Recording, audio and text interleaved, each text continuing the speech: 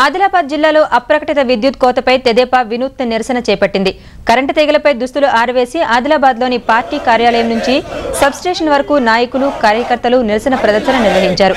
ఆ తర్వాత సబ్స్టేషన్ను ముట్టడించి ముఖ్యమంత్రికి ప్రభుత్వానికి వ్యతిరేకంగా నినాదాలు చేశారు. అనంతరం 7వ నెంబర్ జాతీయ రహదారిపై రాస్తారోకోకు దిగారు. తెదేపా రాస్తారోకోతో హైదరాబాద్ నాగపూర్ మార్గంలో రాకపోకలకు గంటసేపు అంతరాయం ఏర్పడింది. తెదేపా నాయకులు కార్యకర్తలను పోలీసులు అరెస్టు చేశారు.